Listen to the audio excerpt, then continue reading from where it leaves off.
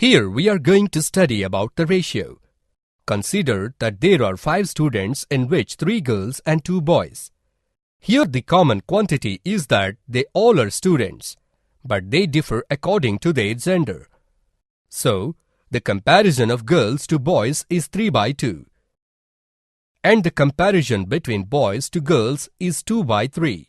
This type of comparison is called ratio. It can be represented by the symbol as shown on screen, and it can be read as is/2.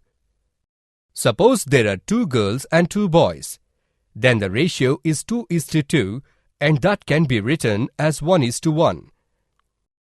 This tells us that there are equal number of girls and boys.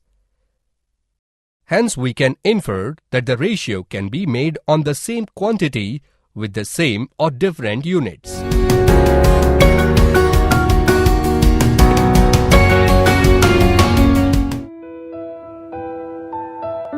Does light travels along a straight line? Let us examine this by doing a simple test. Light a candle and fix it on a table. Take a piece of straight pipe or a rubber tube. Look at the candle through the pipe. Now we can see the candle flame. If the pipe is bent, we cannot see the candle flame. This shows that light travels along a straight line.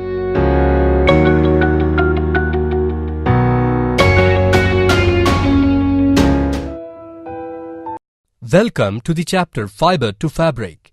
The flowchart of life cycle of silkworm is shown on the screen.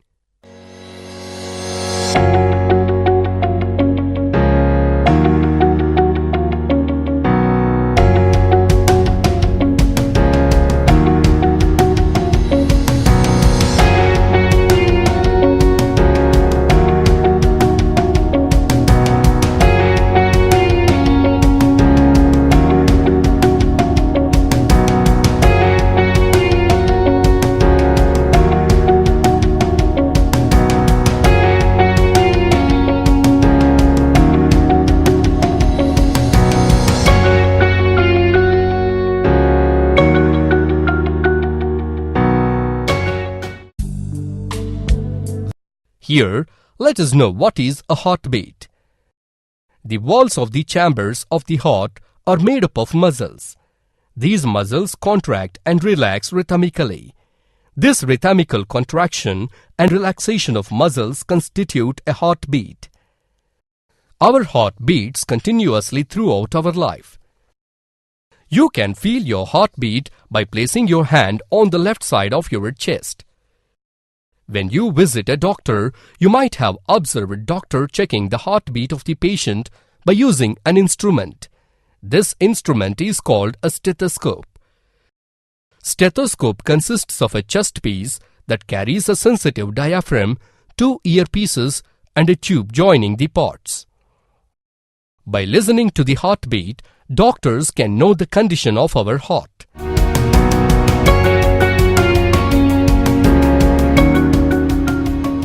During a youth camp, an instructor distributes different tasks to boy and girl cadets.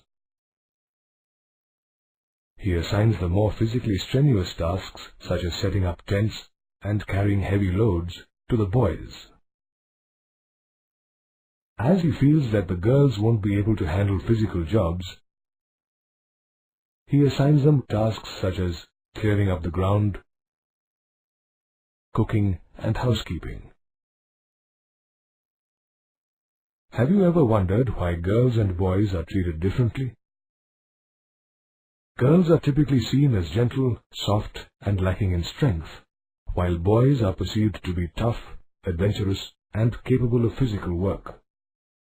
Actually, the upbringing of boys and girls is very different in our society.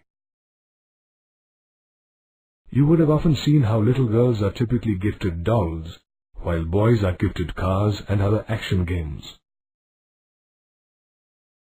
From childhood itself, girls and boys are being prepared for the roles they will play as adult men and women. This mindset gives rise to gender discrimination.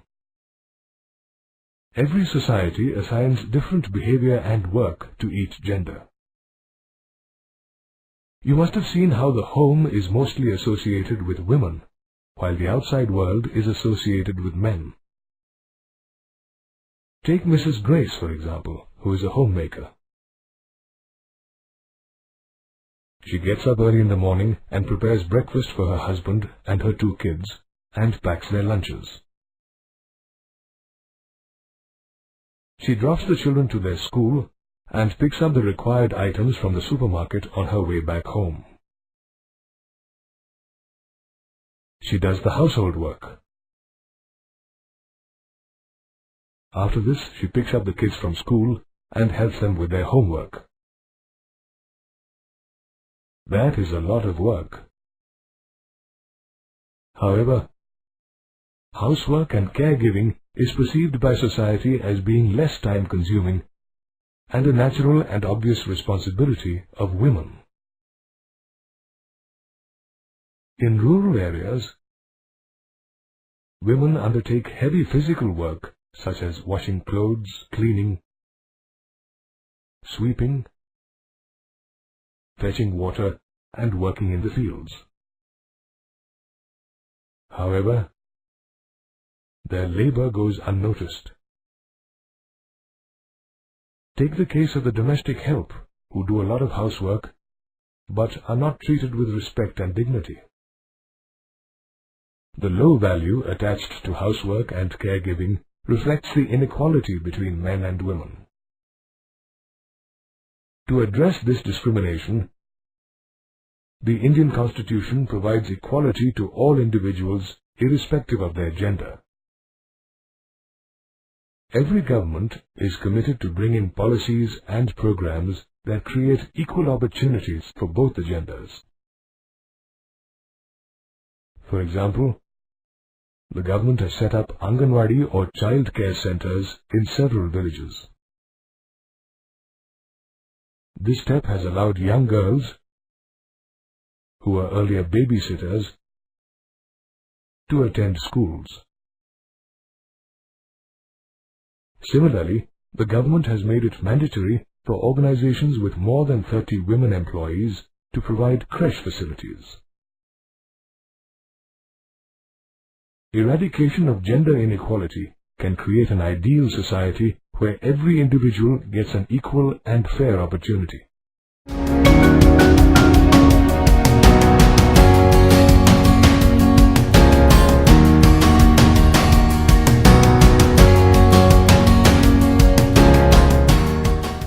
From early days, waterways have an important role in transportation. Waterways are mainly used for transporting bulk material over long distances at a cheaper rate. Transporting material through waterways is both cost-effective and reliable. There are 2 kinds of waterways: inland waterways, sea routes. Large and navigable rivers and lakes form inland waterways. Some inland waterways are the Yangtze-Kiang River System in China, the Great Lakes in North America, the River Nile in Africa, and the Ganga-Brahmaputra River System in India. Sea routes are mainly used for carrying passengers and cargo from one country to another. Similar to a railway station where people get on or get off a train at different stations.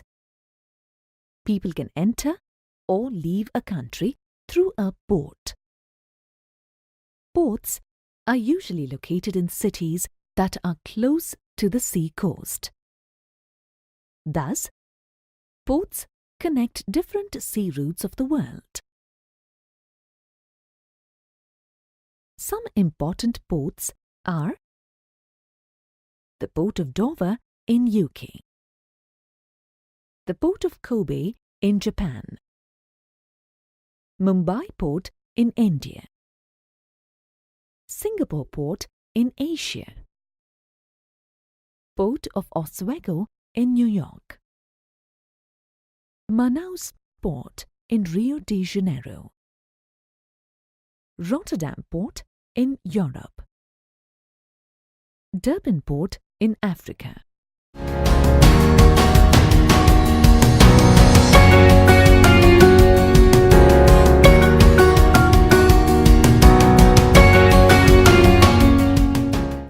The Qutub Minar.